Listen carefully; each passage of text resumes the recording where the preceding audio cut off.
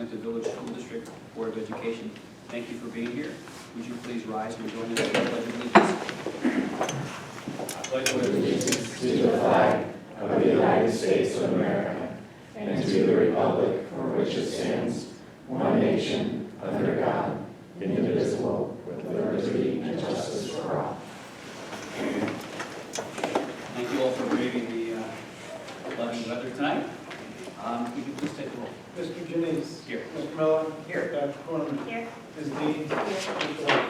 Here.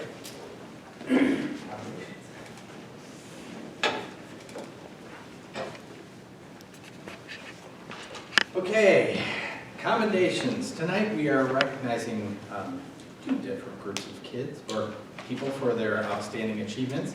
First, we are recognizing three Granville High School students for their artwork that will be featured in an exhibit at the Columbus College of Art and Design ACOC Gallery, February 11th through the 22nd.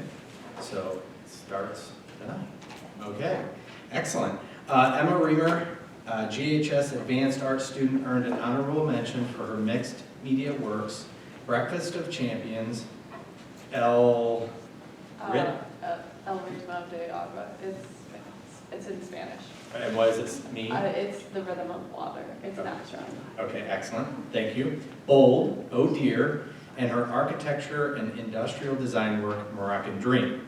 Sarah Mills, GHS student of CTech Photographic Composition, submitted three photographs, Winter Blues, Silver Key Award, Walk of Ice, honorable mention. It's what I do every morning at 4 o'clock. And Prince William Sound, Gold Key Award. And then Mara Shields, GHS Advanced Art student, received an honorable mention for her painting Sophia and a Silver Key Award for her mixed media, Your Environment Makes You. So if you are in the area of Columbus College of Art and Design, make sure that you stop by and see those works. And there's an award assembly for the 2019 Gold and Silver Key winners on, I guess it was Saturday. Okay. Congratulations to all three students.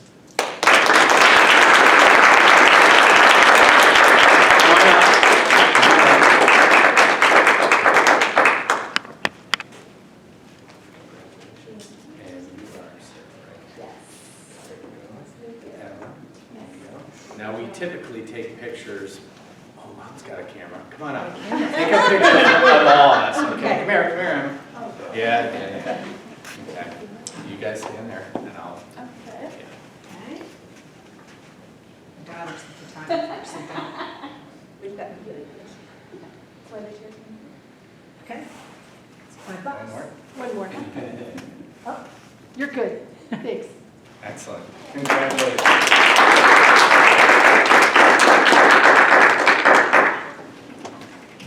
So typically, every once in a while, we have a visit from the auditor's office.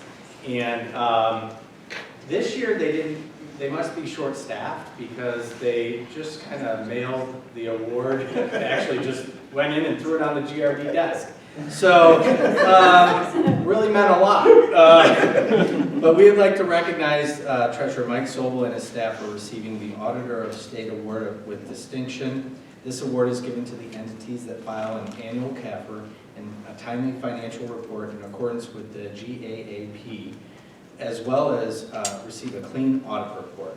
Clean audit report are those that did not contain any findings for recovery, material citations, material weaknesses, significant deficiencies, or any question costs. As taxpayers, we appreciate your commitment to accountability for the district, even if it's a short tenure. So, Mike, congratulations.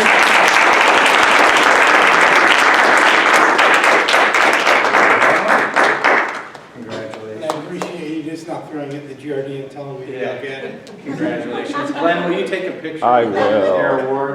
And I'm going to get out of the way. My camera is 1 years old. Phone, whatever it is. You're good. Excellent. Now, you don't have to stay for the rest of the meeting. This is your exit. Okay? Thank you. So, I saw you grab the coat early, so. Thank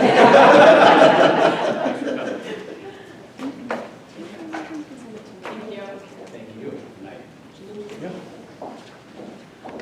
Staff reports. Okay, I'm very excited to introduce Molly McCrary and Amanda Gurney, who are our literacy instructors and coaches at the elementary and intermediate school. They're going to do a little presentation talking about some of the professional learning that's been occurring with the staff around balanced literacy. And so I am going to turn it over to them, and they can get set up and kind of share with you a little bit about some of the professional development that's occurring. Will you keep the lights on just for one more minute? We'll do the whole meeting. There we go. Sounds great. One of the things we've been learning as coaches is how if we can kind of reduce the amount of technology in presentations, it kind of like humanizes things a little bit, makes it a little more accessible. So we're going to use more charts today. And our other purpose, I think, has to do with modeling things that our teachers can also feel like they can do too. So that's why we're doing a little more charts. So I'm Molly McCrary, and I'm at the intermediate school. I'm Amanda Gurney, and I'm at the elementary school.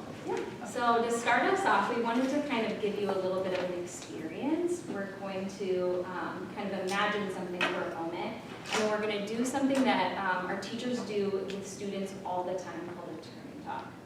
So you are going to think of an avid reader.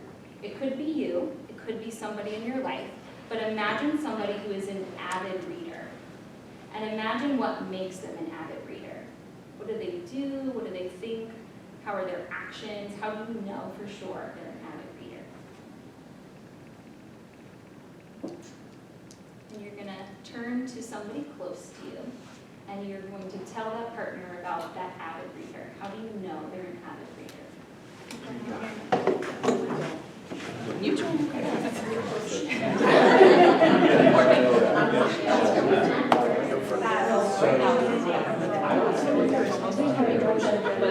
My sister, she teaches language arts, and she'll figure that she will do anything, even if she has to start 18 times. I would never memorize that. No, I would never.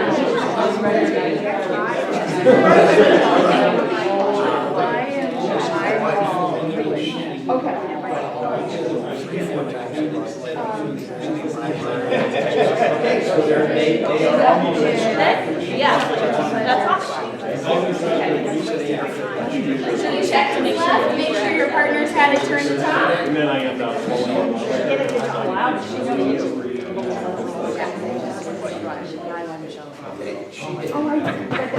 And we'll finish up and come back together. Man.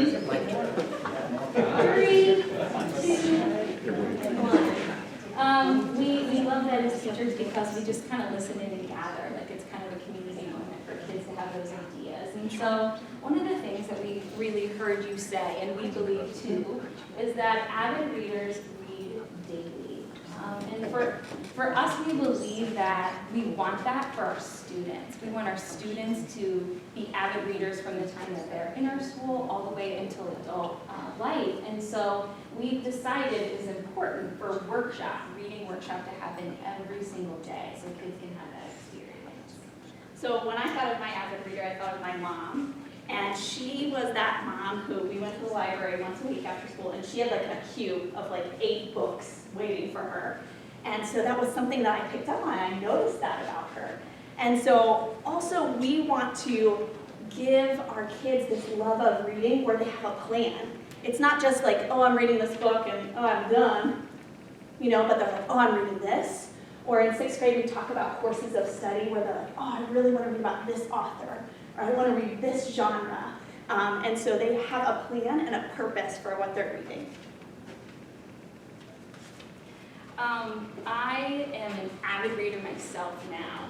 I usually think of Sarah Clausen in that avid reader moment, but I'm an avid reader now. But the sad thing is, I was not an avid reader until college. And I think that really has to do with, all the way through high school, I was told what to read. And there's a place for that sometimes, but what was missing in my life was choice. And so now we are watching our students have this choice. We are watching them bookshop, go into their classrooms. They do this in the library as well, but every day in their classrooms, having tons of just really quality books to choose from and finding that joy in, I picked this out for myself, I can connect to it, I have ownership over this, and now I want to read it. So another place where we get great joy of reading is like talking about what we read. As adults, there are tons of adults who have book clubs. Like we get together, let's meet at River Road, let's study this book, and let's have conversation, because when we go from just reading for an assignment to like, oh, I get to read it, oh, what'd you think about this? And this is challenging me in this way. And so we're doing that with our kids too. So we're doing that in book club conversations, but we're also doing that with book partnerships. And kids grow their thinking about reading when they're talking. So I talk and grow ideas as I'm talking to someone else, and then I'm able to grow ideas in my writing and further on that way. So one of the reasons why we're super excited to be with you today is because we think our buildings are incredible. We think the teachers have done exceptional work in just a couple years that we've been here, so we really just are glad to brag on that a little bit today. And hopefully you'll get a window into the learning that they've been doing. And so I know that there are years of balanced literacy that are really a precursor that have set up the work that we're doing very well. We couldn't be doing it without that work first. And so just for our purposes today, this is kind of the components of balanced literacy, but what we're mostly focusing on right now is reading workshop. We're going to be talking about that piece and how our teachers have been learning about that and how it's happening in our classrooms. So we want you to know, it wasn't like willy-nilly that we're like, oh, this sounds like a good way to teach, when we were considering the reading units of study. The reading units of study actually came out of Columbia University through the Teachers Reading and Writing Project, and it's a nonprofit foundation that does a ton of research, most of that in inner city New York schools, where they are testing out this program with all sorts of kids. So they have just all sorts of, and actually, Mandy will tell you a little bit later, but we went to an institute in October, and I worked with a teacher who was using reading units of study in Shanghai, China, and they had been implementing it there for several years. So that was super cool to see it really being implemented around the world. So when we talk about what kids need in terms of reading instruction, the research shows 3 really clear things. One, Mandy already kind of hit on, access to high interest books. If I hate reading, I'm not going to get better at reading. Like if you're shoving a book down my throat that I don't want to read, then this is not going to go anywhere. So kids need access to high interest books. Another thing that kids need is just time to read, right? How do you get better at anything that you're doing? You spend time doing it. You get better at playing the trumpet by playing the trumpet. You get better at reading by reading. So kids need time to read, and that's something that we set aside for them. And the last one that we get to play a huge role in is kids need expert instruction. And we have some amazing experts here who not only are bringing great things to the table, but who are walking in with this growth mindset of, I want to continue to improve my practice, and I want to continue to help students learn and grow. Lucy Hawkins is she's really like the head of the company that began this research, and one of my favorite quotes by her is she wrote it when she signed someone's book, and she said, be a brave learner, be brave enough to outgrow your own best teaching. And I just feel like it gives me all of like the teacher goosebumps when I read that, because we're seeing that lived out. We have some very brilliant teachers, and they are challenging their practice every day. A big part of that happened in the fall. We had an incredible opportunity. We did something called a Homegrown Institute, and that's where the staff developers from Teachers College out of Columbia come, and they do just a whole learning institute with the staff. So we had 95% of our teachers choose to come intentionally on their own in the summertime before school started for 5 days. And it was really intensive work, but the results that came out of it were incredible. I feel like units of study are not a program. They're different than many curricular pieces that are purchased. It's a philosophy, which is why it's so effective. And so to just pick up a textbook and be able to teach that doesn't really happen. So the Homegrown Institute was a place where teachers could gain a ton of clarity, they could have understanding in common language, and really just grew their practice into action. They started out at the beginning of the year knowing, I know exactly what to do to help kids grow as readers. So at the, for a teacher to give up your last 5 days of summer, right? I mean, this was a huge deal. We weren't paying them to come. I mean, obviously, thank you to you all for bringing Teachers College here, right? That was funded by the school. And what a fantastic opportunity these teachers had.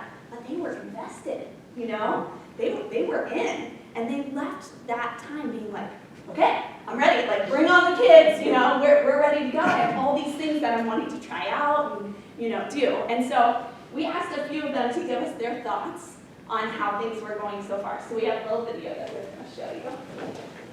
Now, Thanks, Mr. Brown. where's APG on here? I found it.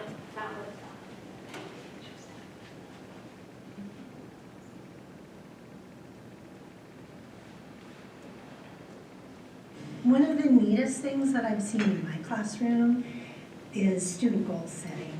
It is so exciting as a teacher to ask a reader, what are you working on as a reader? And to have the teaching points from the unit reflected in their responses. It gives me teacher goosebumps. The confidence that it brought, the higher student engagement that has occurred in my classroom this year, through my training with Homegrown Institute has just been just life-changing as a teacher. Workshop has really helped my instruction because it's kindergarten, and it's really helped my students build their independence with reading and with writing, so that gives me time to be able to be more intentional with small groups or conferencing to really help those individuals on a one-on-one basis. Molly has helped me when I'm getting direct instruction to actually talk less but say more. I've been teaching language arts for about 18 years, and I've noticed since I started using reading units of study that I'm teaching concepts that I would have never imagined teaching fifth graders. For example, I'm teaching them about authors' goals and techniques, and the kids are actually truly analyzing author's craft and are able to really think deeply about literature. It just gives them this opportunity that I could never have imagined. They helped us understand the importance of setting clear expectations in those teaching points for our students. My kids usually love reading, they have fun reading, and setting examples of what clear and focused learning targets look like gave them focus and helped them grow their skills and their strategies to become better readers. So I found the workshop that we did to be very valuable because it actually allowed me to see why we do all the things that we do and why there are different parts and how it relates to our balanced literacy. And so it made me more intentional about making sure that all those aspects get put into each day that I teach because I value the importance of it now. I really feel that teaching units of study allows me to do the best teaching I've ever done before. Lucy Calkins provides a framework that allows us to be ourselves, but also get the point across to students. We used to teach character traits just very isolated. Our standards were very isolated. And now we're teaching character traits through a novel where the characters actually become almost like members of our class. So the students really learn the character traits so in depth. They know the motivations of characters, and they're really internalizing the lessons we teach. Awesome, right? Like, so cool to see our teachers invested. And I'm sorry, I'm going to just add this in real quick. So I have 4 kids in the district at 1st and 3rd and 4th and 6th. So all of them right now are experiencing units of study. And I'll be sitting down with my 1st grader and she's like, Mom, we need to scoop up the words. And I'm like, what are you talking about? She's like, well, you don't say the dog went. You say the dog went. And it's so cool to hear them. They have these clear teaching points and to see the progression of how they're growing It just is, it's really cool, and also really fulfills that vision of K-6 balanced literacy, not, you know, it's brought the elementary and the intermediate together so that we're like speaking the same language. Sorry. So obviously we believe in growing your practice. We had the opportunity to go to New York, as Molly said, and we attended an institute that's specific to coaches, teaching coaches how to do the work of coaching well. And one of the big takeaways that has been most effective in my building, it would be called a coaching cycle. And so, for example, that might look like this in second grade. A second grade teacher notices something that she feels like her students need to learn better, or she wants to be a little stronger in her teaching. She comes to me and says, like, you know, can we talk about this? We do some planning together, and we pick time that's isolated that she and I are going to co-teach together. And that might be a unit, it might be going through units that already exist. And then sometimes I might be modeling those lessons, and I might do something like a freeze frame where I tell the kids, like, sometimes I'm going to talk to teacher over here, and you'll just know, like, it's a listening time. I'm just going to give the teachers like a super cool secret. And so I freeze the lesson, and I tell the teacher, I want to make sure this learning target is very, very clear. And so count how many times I actually say that to the students so they can walk away. And so I'm modeling, but I'm also giving the teacher teaching moves the whole time. Or I might do a freeze frame to kind of coach into something specific.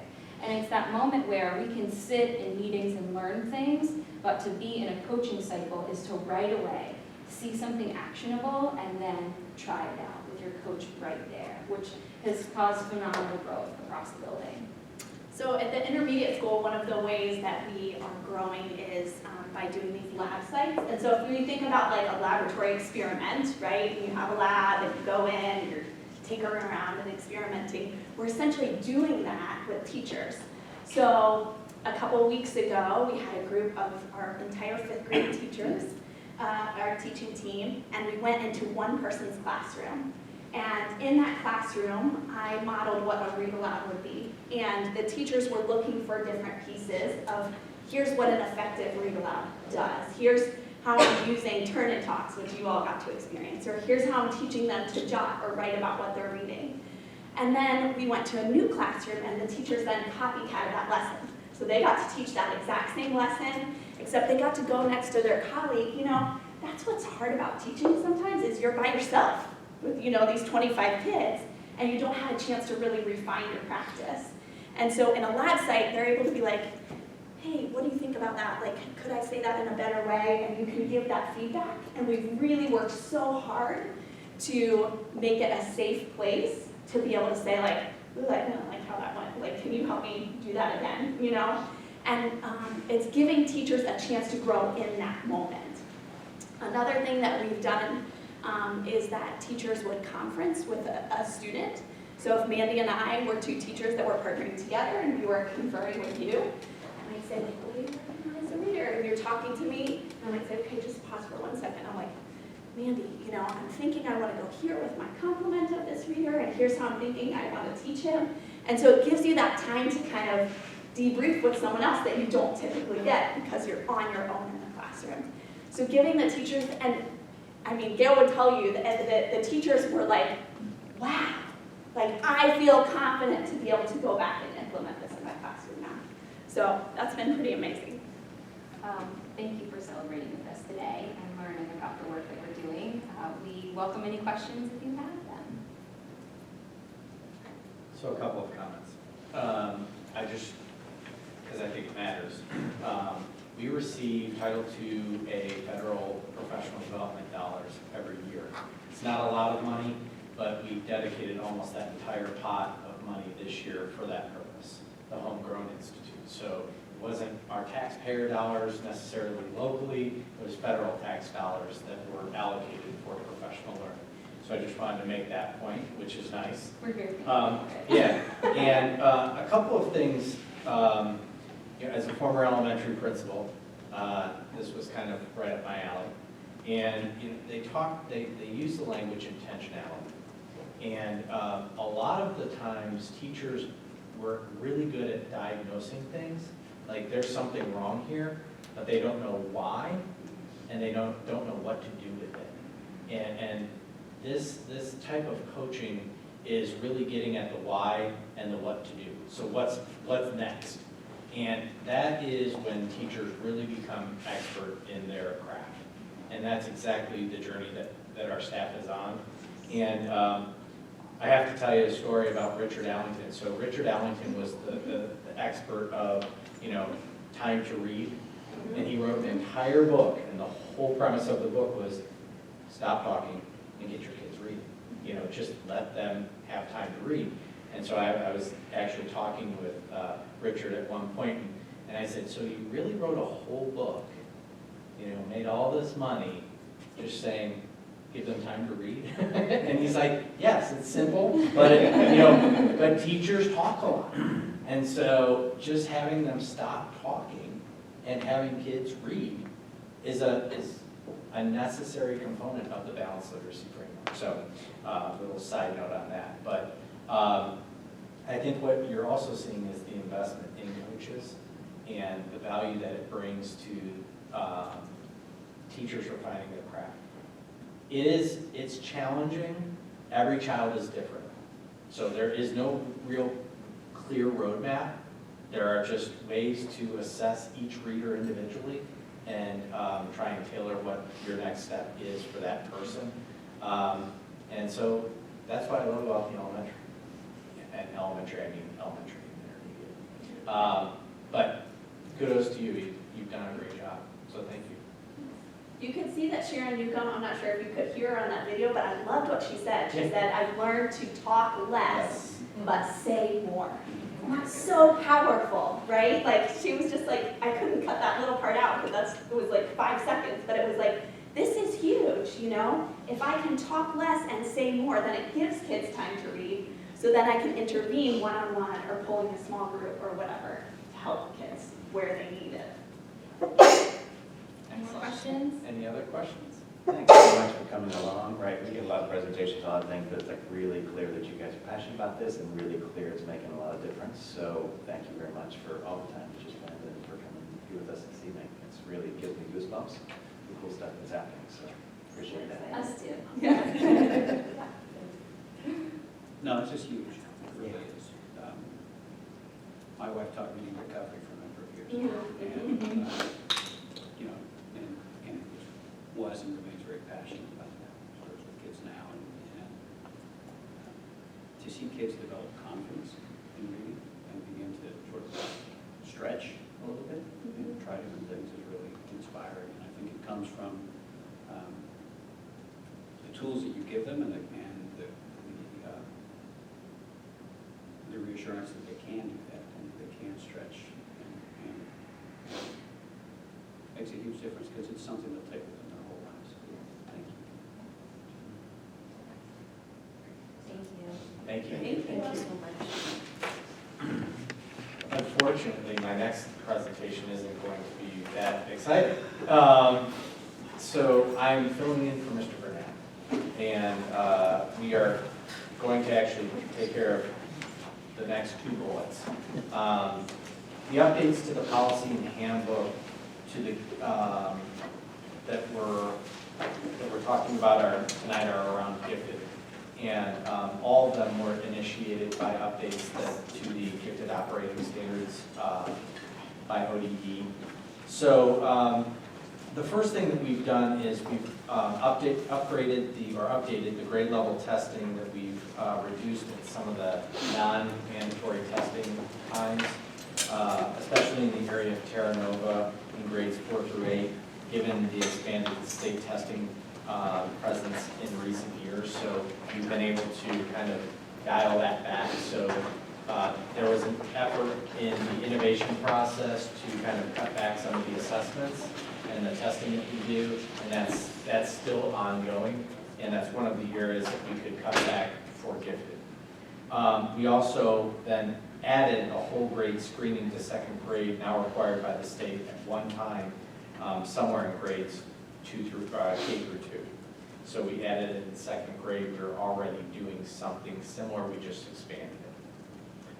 We've removed specific references to state tests for gifted testing and replaced them with a chart of approved gifted identification screening instruments from ODE.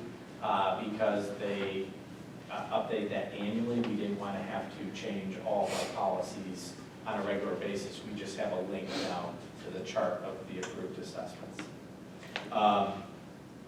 Update the day requirement for testing once a referral is done to match the changes in the gifted operating standards. There's a certain window of time that you have to complete the assessment for gifted. Update the service plan to include descriptions of service such as cluster grouping and advanced courses.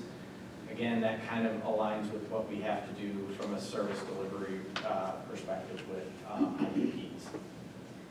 Remove references to the A space from the handbook. We cleaned that up. Add more thorough descriptions of WAPs and WEPs, written education plans that are required for the state of Ohio.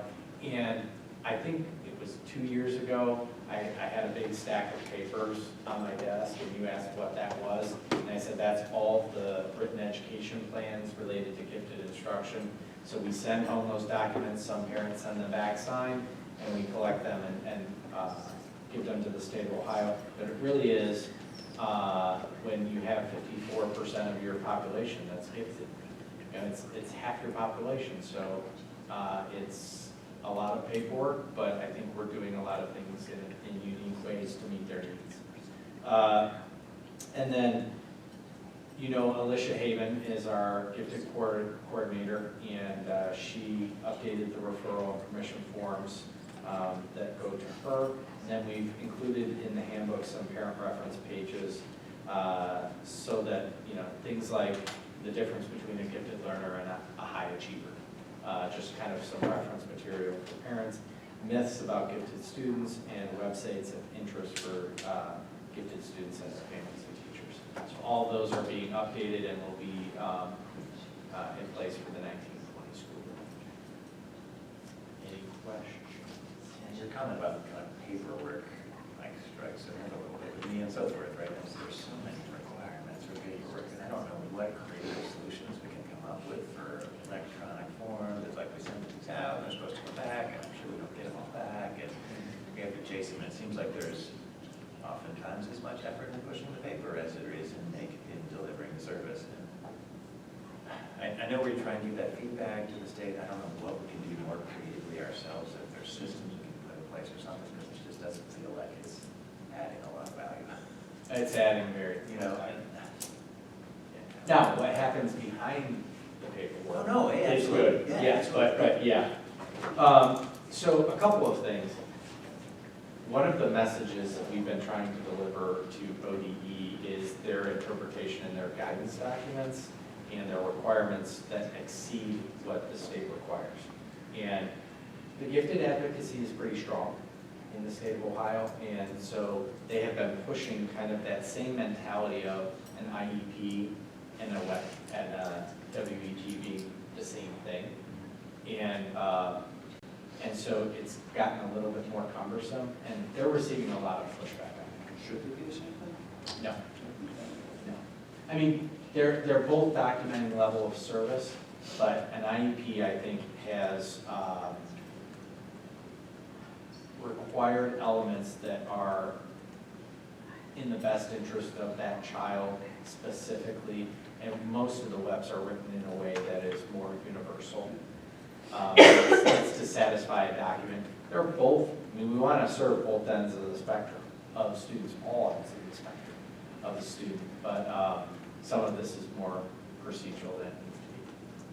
I think maybe there are some places where the formality of the written paperwork is helpful in getting the service delivered, right? But I don't ever sense that's the case here. It's not the paperwork that drives us, it's the education that drives us, and the paperwork sort of like we have to do on the side. And that is exactly what I hear from the director of the OAGC. Is, yes, it's happening in your location, but we have to force people in other school districts to do this. Right. So again, we're constrained by the broader system problem, which is not applicable here, and so forth. And you know, advocacy, well-meaning as it is often done by folks that are, focused on the paperwork and making better paperwork forms and things like that. It's just like not necessary. I wish I knew how to break out of that routine so we could redirect some of the resources toward educated kids. But one of the things that you said, and we are looking for, we're building our repository of forms in Final Forms, which is new. Maybe So that's something that we can try and do. I'll put that on Ryan and Glenn's to-do list to see if we can find some happy way of doing that. Yeah, perked up. It's just a process. I mean, if we have to send out 1,000 letters a year, right? Yeah. Really? You know, I mean, what's the time in stuffing those envelopes and making those copies and paying that postage and stuff, right? Absolutely. Just don't get me started on paperwork. I understand. But I love to hear about the great stuff we're doing for kids, and I appreciate that we're, adjusting things as we need to be able to support them. Excellent. You still feel like there's, within the handbook, the amount of flexibility that you want to see to make value judgments on services provided? Yes, as a matter of fact, some of the lessening of the language is intentionally designed to create more flexibility. And that's something that we've been advocating for years. And a lot of the things that we do, people, come to us to see how we do it, because we're one of the few school districts that actually received an A in how we serve gifted students. And so they ask a lot of questions. And it really goes down to the principals being intentional about matching student need with teacher strength. And that is a very intentional process in the class list development process up front. So we try and set teachers and students up for success. And that is the first thing I tell anybody trying to do some work in this area is be more intentional in how you structure your class rosters. Minimize stretch, look at their data, look at the strengths that they provide, and then tailor their classroom to maximize the opportunities for students. And I think we do a great job. I know Gail does a lot of work around that during the summer, so. Yeah, that's our work. Yeah. That's really worth it. And I hope we can kind of continue to engage the community on like what's next and what's best and so forth, right? I know we've, occasionally in the past we've had a local community trying to engage in this and so forth. We've got the World Class Education Committee that's interested and engaged, but I think re-looking at the programs overall and seeing how they fit within the goals and so forth is a worthy thing to do regularly. Yeah. Excellent. Question? Thank you.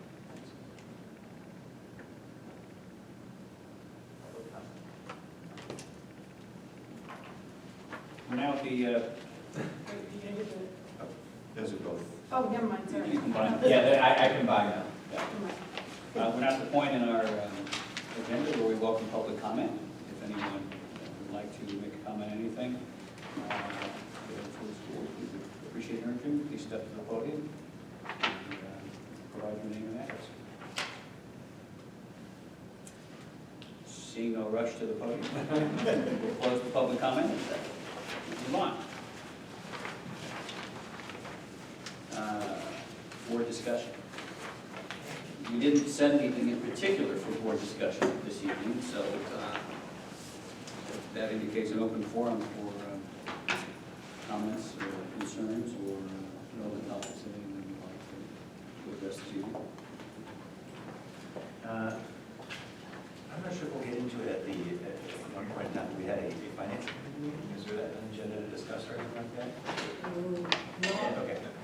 One of the things that was in that finance committee was a discussion of our fee structure, right? And I would think that we should all kind of start a conversation and thought process around how we want to manage fees. And it was a good, active conversation amongst the community members that were there, discussing the existing fees, right, from the straight across from the athletic participation fees, extracurricular fees, as well as the activity fee that's assessed to all students, and how those might, could, or should be adjusted going forward in the context of our finances and in the context of what the best thing is for kids. And there was no clear consensus there. I think there were some different ideas about whether we should just keep up the fees as they are right now, whether we should cut some back, whether we should adjust which activities are involved in fees and so forth. But I thought that bringing that up as a discussion topic is probably something that's not going to be resolved tonight, and it's not on the agenda, but something we'll have to deal with probably. I think the plan should be that in March, we actually formally put it on the agenda as a talking point, signal to the community that we're gonna have that conversation at that time. But I agree with you, it's something that has been a relevant discussion point in the finance committee, and we need to discuss it publicly in a board meeting to kind of get our heads around it.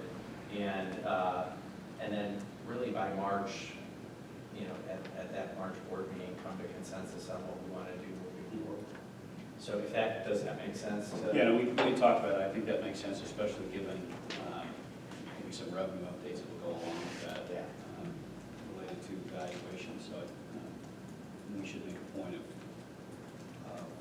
scheduling a discussion on the March meeting.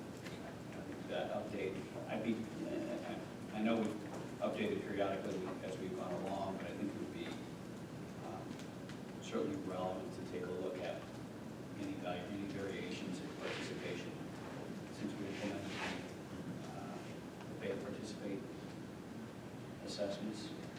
And I think along those lines, I think we could say pretty safely, at least through 2/3 of 1 year of having an effect, we've not seen any kind of fall off. The revenues are tracking with what we expected them to be, even probably running a little bit ahead because we did assume a little bit of negative reaction to the fees, and though it doesn't appear to be materializing at this point. We'll know better once we get through March and we get the spring sports fees in, but it looks like we're doing, probably end up doing a little bit better than what we had anticipated. I think, thank you for that. I think we should look at pay to participate. We should look at the student activity fee that we assess. And the other thing, we've talked about this, and it's admittedly much more difficult to assess, but I at least have a curiosity about the various classroom types of fees that are assessed, you know, whether it's a lab fee or whether it's a specific fee in a specific grade. You know, they tend to come in my view, sort of in clusters at certain times in the academic career. So I think it would be useful to have, at least from my perspective, a better sense of what those are and whether we can integrate those into the activity fees or what we're doing about that. Because what I don't want is for folks to feel at a certain period of time that they're suffering death by 1,000 cuts, an activity fee and a lab fee and something else. I'd like to see if we can get some sort of standardization there. And that may be impossible to achieve because I know it varies so significantly depending on the classroom needs, but I'd at least like to add that to the discussion. And along as, you know, I did send the board last week a few different options. If there's anything else for the March discussion that you'd like to see on top of what I provided you, just let me know and I'll make sure that it's available prior to having discussion at the next board meeting. On the issue of the finance committee meeting, I know I wasn't there, but I know there was some discussion also about starting a subcommittee of that group to look at insurance costs going forward. And I think it will be incumbent upon us to do that and to recruit folks in the community who have an interest in or an expertise in that area, as well as folks on the staff who can offer input and expertise on that as well. We know that insurance costs are least controllable long-term cost, and so we ought to be always looking at that and trying to figure out whether we can find better ways to control them and find better ways to optimize dollars that provide a critical part of our compensation plan, which is health benefits to our staff, and make sure we're always trying to do that in the best way possible. So I'm encouraged by that trend, and I think we should all think of perhaps suggesting folks in the community they get involved, or maybe suggesting names to Mr. Sobel, people to invite to that discussion. Yeah, there was a good talk about that, and I think, you know, again, we've had a number of people step up in the past with great experience, right? I think connecting them with the insurance community that we have that's made up with staff members is going to be really productive. And, you know, we don't quite know what's going to come of it. Maybe there is a consortium idea that's going to help. Maybe there is, you know, something else that we can do just from an efficiency perspective without looking at any significant plan design changes, of course, that would, help us out going forward. It's a big expense. And there was some interest in that and so forth, so we'll have to keep recruiting and see if we could contribute there. Well, and the other thing, I think you're right, and I think we also recognize that there have been significant changes in federal law with respect to insurance, and I don't imagine that those are going to stop. So we need to be able to be proactive and be informed so that we can navigate those changes as they come. I think when you think about our superintendent committees and look at the way that we try and engage stakeholders and community members who have expertise in certain areas in those conversations to help drive curriculum decisions, to drive changes to the handbook or policy related to athletics or now health insurance, it's been a consistent strategy of this board to engage people who have expertise in those areas. So I think that makes sense. Anything else for board discussion? I would just also make reference to the fact that the TIF agreement was formalized at the village council last Wednesday. And I know that this board has advocated for a little bit of sound economic development, dating back close to 8 years.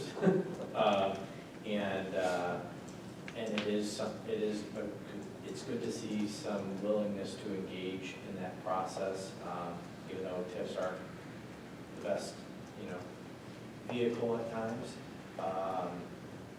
If it can spur economic development and can have very little impact on us up front for a short period of time, have a long-term benefit, I think it's advantageous, and we've been consistent in that messaging. So they're moving forward. I think it's a good result. The development in particular is the medical office building on North Granville Road, and the village council did approve it after some amount of debate and discussion. I think that it's the type of development, the type of use that the community would welcome, sponsored by a community resident. And the TIF, which is really our agreement to forego revenue that we never had for a period of time to allow that project to be completed, I think is certainly indicative of our commitment, something that as you mentioned, we've been saying for a long time. We'd like to see some thoughtful, intentional, and appropriate development.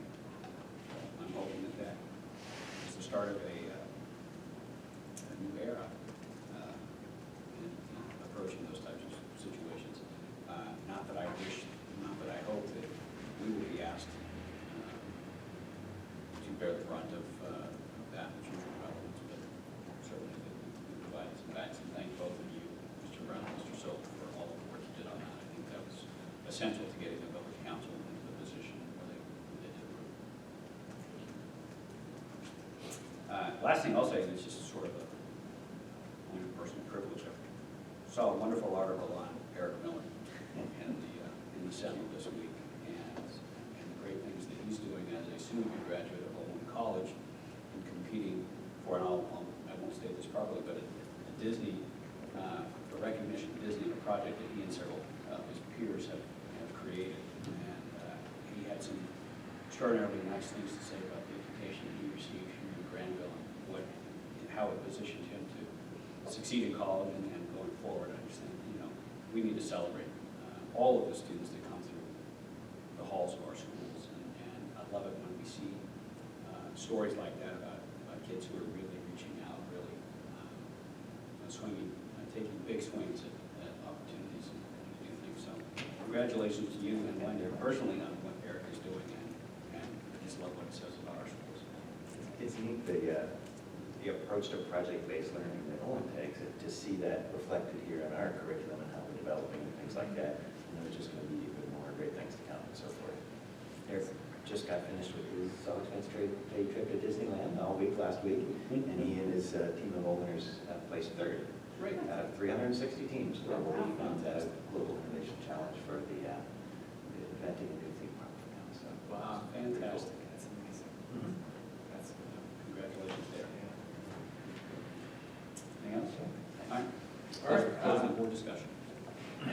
agenda, 9.01, is the approval of the GHS course book. So moved.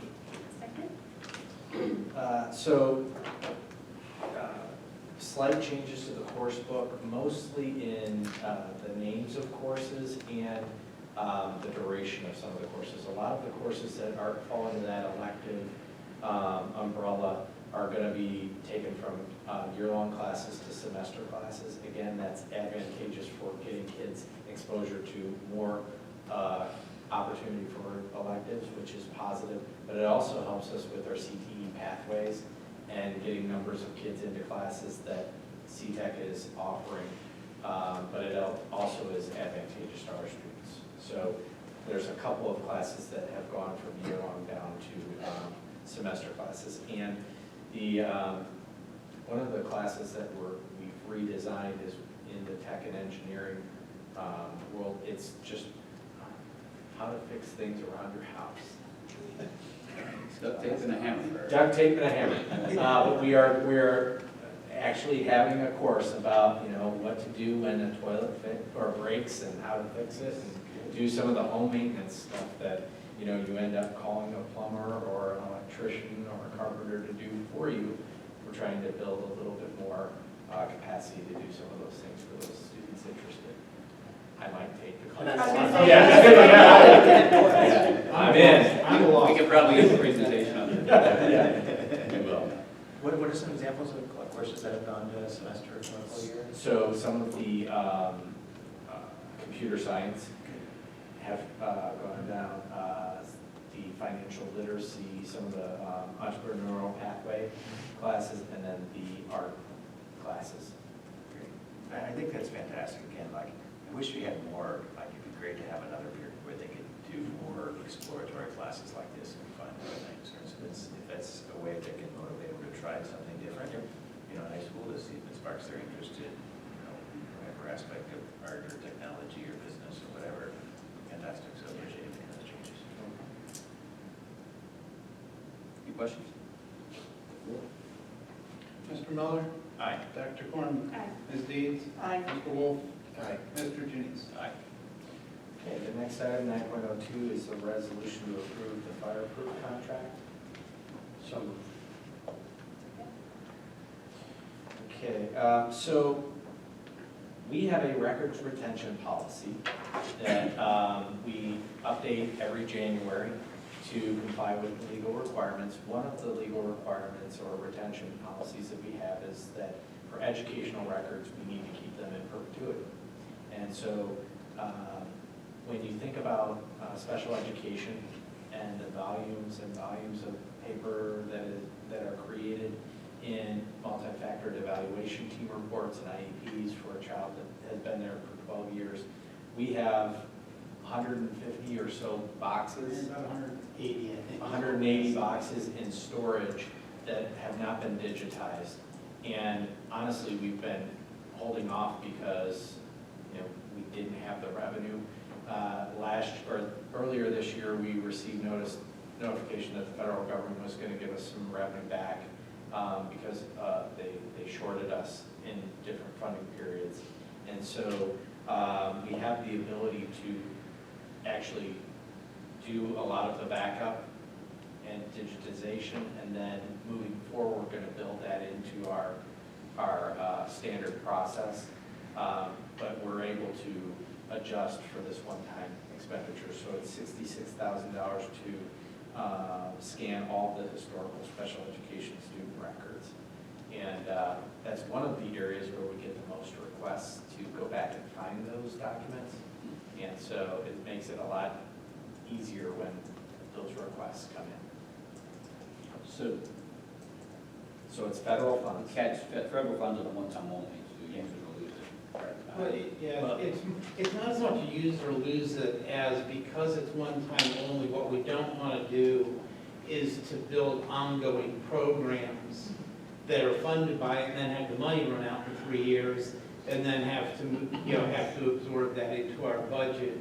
And so this is a really good one-time project for us to undertake that I think will do a lot of good going forward as far as managing records.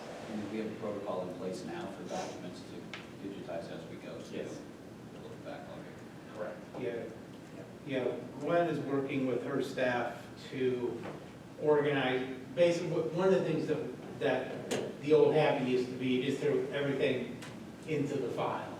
And the problem with that is once it's in the file, it's a part of a permanent record, you can't take it out. Even though there may be duplicates of things, and there are handwritten Post-it notes. And so I think going forward, the idea is each year for Gwen and her staff to be much more intentional about the records that are going in. So first of all, that'll keep the scanning costs down each year. But also to have a better organized files. We talked about doing that, looking backwards, and decided that that was probably going to be a lost cause. To try and go back through 180 boxes and start sorting through what needs to be there and not needs to be there. Probably would have cost a lot more than it's costing us to do that. So we've already, if you remember, we did this with our regular student records about 4 years ago, which are not as extensive as the special ed because of the size of the IEPs. Will the 66,000 eliminate 180 boxes? Yes, we will be able to, once it's all digitized and we confirm everything is there, that 180 boxes will be able to be destroyed. So we won't have to keep that because when we redid the record retention schedule a couple of years ago, we moved a lot of it from being, used to all be we had to keep paper, but the schedule we did a couple of years ago allows paper or electronic as the medium for storage. And so we will not have to keep both. We shop around a lot for different costs or quotes or whatever. We did. We have to, under the new federal purchasing rules, we have, because it's over $25,000, we had to solicit at least 3 bids. And so we did. We identified a couple other companies that do this type of work. Neither of them chose to bid on the project. One because of the circumstances thought that fireproof would be a better choice for us, and the other one because they were concerned about HIPAA records because there are medical records in the files, felt that precluded them from doing the project. So we did follow the new federal procedures that really just went into effect a couple of months ago. Questions? Mr. Wolf? Aye. Dr. Corman? Aye. Ms. Deeds? Aye. Mr. Miller? Aye. Mr. Junius? Aye. Okay. Next is a consent agenda, 10.01A through D.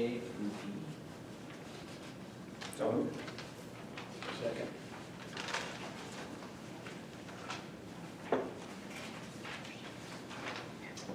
And typical consent agenda items, we appreciate all of the donations that are coming in for archery and some of the grants that were received for the Leaders of Learning and the observation deck. And there are 2 changes or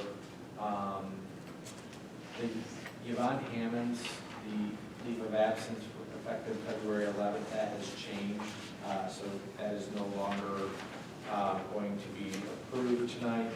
And Lisa Rogers is no longer the instructional coach. She's a 4th grade teacher. Just for clarity.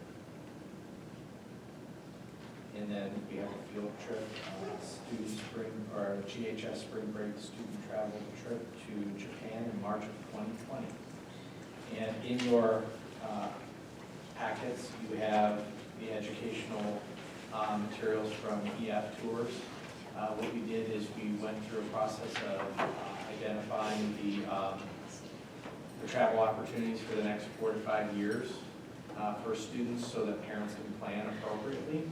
and give them an idea of what opportunities their children could be exposed to if they wanted to bear the cost. So just thought I'd reference that from EF Tours. So, any questions? Appreciate Lowe's for stepping up when we had the water issue this week, Yeah. last week, excuse me. That's the second time that they have really been helpful. If you remember when we had the issue with the water fountains, that I don't like to speak about anymore. They stepped up and delivered water quite regularly for us while we addressed that issue. Quite thoughtful. Appreciate it.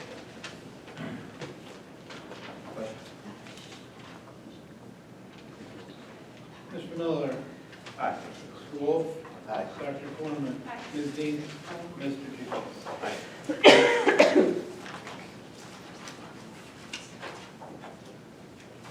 Financials?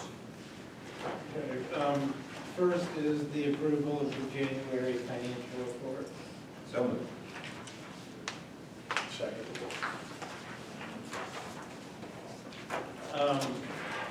I've written some really boring reports before. I think this one takes the cake. Through January, revenues are 3/100% above estimate, and expenditures are 4/100% below estimate. And he takes great pride in that. He does take great pride in that. He's considering making this his last meeting.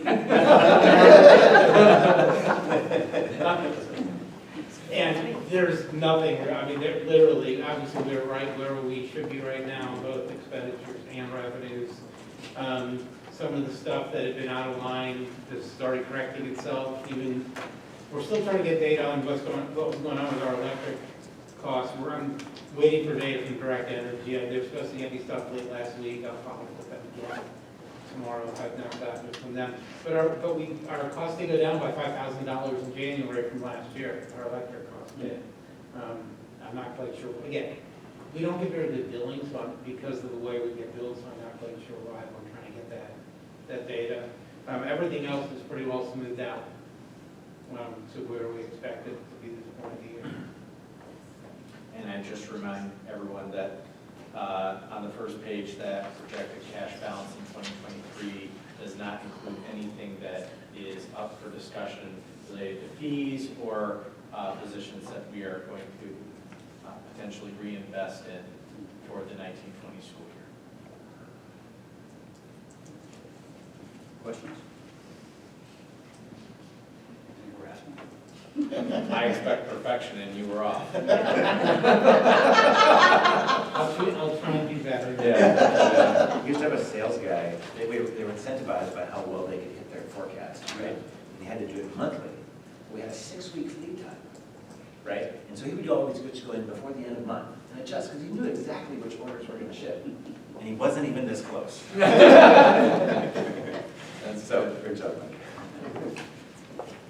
Well done, we like boring. Yeah.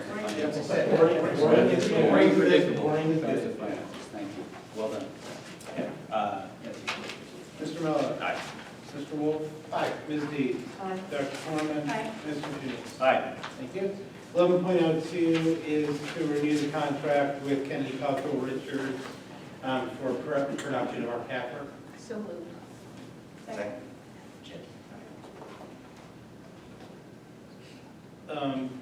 Yeah, Kennedy Cultural has been doing our CAFR since before I got here. They do a great job. They do it for a very reasonable cost to us. I think to try and do it in-house would be a nightmare with the staff. Yeah, we don't have the staff to produce this in-house. We're frankly the expertise to do Gap County that's required of us. So they've done an excellent job. The price, we've renewed them at 2 years at a time. This year, for next 2 years, the price is $250 a year higher than it was the past 2 years. And we've got awards for the CAFR every year since at least since they've been doing it for us. I think it's beneficial to use a third party for something like this. You know, it's another, again, not applying anything at all with respect to the treasurer but I think it's always useful to have an outside firm to look at something like this initially. And to that point, Ken Richards and Jared Cottrell both live in the district and have been very supportive of past efforts for funding because they look at our financials and understand exactly what we have to deal with. And so I think it does lend credibility to, the numbers that we put out there. And they also pick things up and give us some, say, you sure you want to do things do it this way, would you rather do things that way? And give us some pointers as they're going through to make sure that things are good on our end as well. We appreciate the service and we appreciate the reasonable charges. Questions? Ms. Deeds? Aye. Dr. Corman? Aye. Mr. Wolf? Aye. Mr. Miller? Aye. Mr. Janice? Aye. 11.03 is approval of a resolution with the Educational Service Center of Northeast Ohio to provide a small amount of funding to the Cup-Patterson School Funding Workers. Second. Mike, you go ahead. I appreciate you taking this up. I obviously have spent a fair amount of time with this. What they've asked school, not just those of us participating, but also other schools, is to enter into the contract with ESC for $1 per ADM, which for us is going to be a little under $2,600. That will go towards the production of the final report, towards documents that will be used in Holding Silver report. I think we're going to do some surveying, a general surveying about the concepts that are in there and things like that. Up until this point, it is, it's all been done for free, sort of. Obviously, you've allowed me to spend a significant amount of time on the district's dime to do this, but I think it's well worth it, and I think that this is the best chance we have had to reform school funding in 25 to 30 years that I have been doing this and attempting to reform school funding. If you didn't see, Friday it was officially announced that Representatives Cup and Patterson are the co-chairs of the House Education Finance Subcommittee, which is what we were hoping was going to happen. That is a huge thing as far as keeping this on track for giving it a shot to pass. So, I appreciate the support that you've given me, and I know asking for more is kind of, maybe not incredibly fair, but I think it's really good work, and I think we have a chance to really make a lasting change. I think, you've done all the work. We're happy to support it. It's an investment, certainly in the way that you're trying to change the way the state finances schools, and we have been very vocal in the past about our concerns with the way the state finances schools. So I think we're all hopeful that this gains traction as well. It appears thus far that the speaker is at least open to it. And that's a positive sign. I think, as you indicated, Representatives Cup and Patterson in charge of the school finance committee. That's a good sign as well. Can you maybe give us an update on what you think the timing is on this? We're expecting to have the first draft of the final report by the end of February. And the hope is to have an actual final report within the first week or two of March.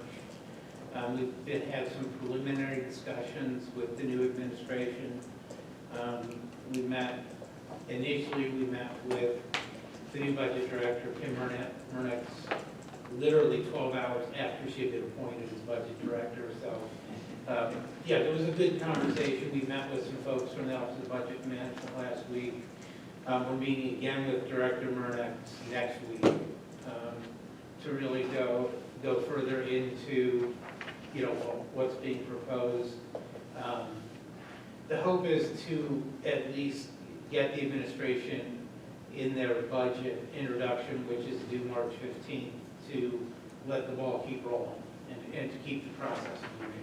I think it's a lot to ask them to endorse something that yeah, within, you know, they haven't had a big chance to look at, and they're, you know, they've got like 2 weeks to have a budget done.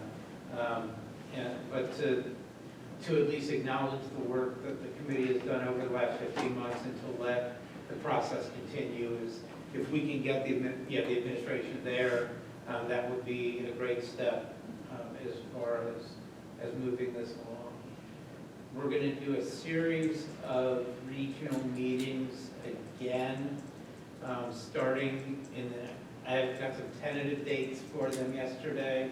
I think the idea is to do a statewide webinar where we're really going to lay out things much more specifically, and that either that or with the final report will include printouts, which we have not done, which will show the impacts of the system to all the districts in the state.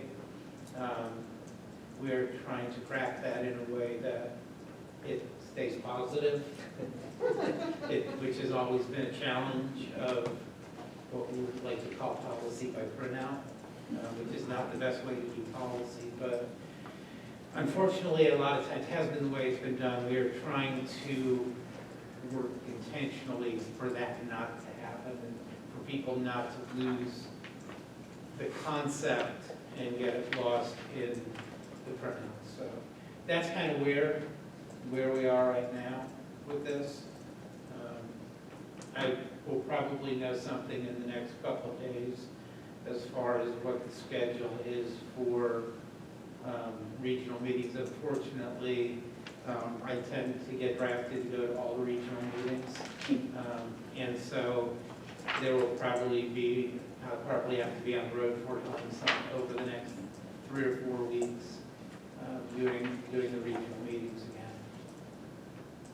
But we promised those, after the first meeting, we promised the second round of them to get into more detail about how to follow the product. Thank you. Questions? Thank you. Ms. Deeds? Aye. Mr. Wolf? Aye. Mr. Miller? Aye. Dr. Cornman? Aye. Mr. Junior? Aye. Thank you for your work. You're welcome.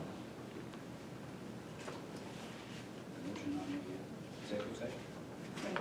Second. We will now move into executive session to consider the employment of public employees or officials, and we will not take any further action after we come out of executive session. So please take the roll. Dr. Cornman? Aye. Ms. Deeds? Aye. Mr. Miller? Aye. Mr. Wolf? Aye. Mr. James? Aye. Thank you all.